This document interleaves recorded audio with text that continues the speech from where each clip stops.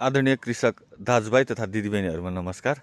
आज तपाईँहरू सामु चाहिँ मैले एउटा कुरा सानो तर महत्त्वपूर्ण कुरा लिएर उपस्थित भएको छु।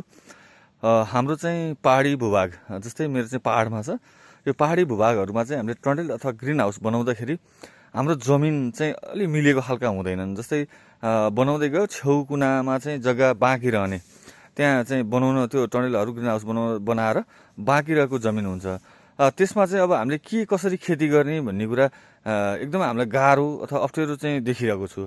मैले कतिजना साथीहरूको फार्ममा जाँदा जस्तै यस्तो मेरो पनि छ, यो छेउमा चाहिँ कसैले घाँस खेती गर्ने, कसैले चाहिँ सेउलाका बोटहरू लगाउने गर्नुभएको देखेँ। अब यो गर्दाखेरि चाहिँ हामीलाई एकदम नराम्रो असर पर्छ भनौँ न। जस्तै हाम्रो चाहिँ पूर्वपट्टि फर्केको जमिनमा जमिन छ र छेउपट्टि हामीले त्यसरी बिरुवा सारिँदै गर्दाखेरि त्यसले चाहिँ ठ्याक्कै हाम्रो ग्रिन हाउस अथवा टनेलमा चाहिँ घाम छेक्ने काम गर्छ। त्यसले गर्दा हाम्रो टनेल हाउस अथवा ग्रिन हाउसभित्र रहेको चाहिँ बाली राम्रो नहुने, सेपिलो हुने गर्छ। अनि हामीले चाहिँ सकभर सेपिलो ठाउँ भनौँ न, त्यसलाई चाहिँ छाया पर्ने बनाउनु हुँदैन। त्यसैले चाहिँ हामीले यो छेउ कुना बचेको ठाउँहरूलाई जस्तै हामीले ग्रिन हाउसभित्र जे जातका बाली अथवा खेती गरेका छौँ त्योभन्दा फरक जातका फरक प्रकृतिका खेतीहरू गऱ्यौँ भने, जस्तै मेरो भित्र सिमी छ अथवा पहिला गोलमेडा थियो, अनि यहाँ मेरो छेउमा चाहिँ अदुवा छ।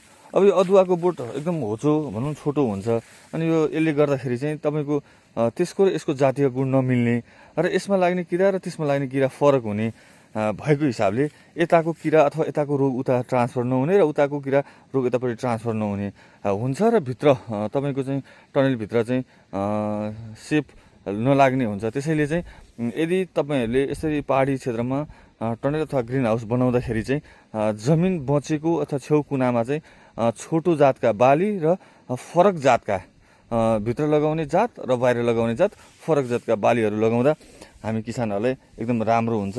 मैले यति कुरा चाहिँ हजुरहरू सामु प्रस्तुत गरेँ। धन्यवाद। जय किसान।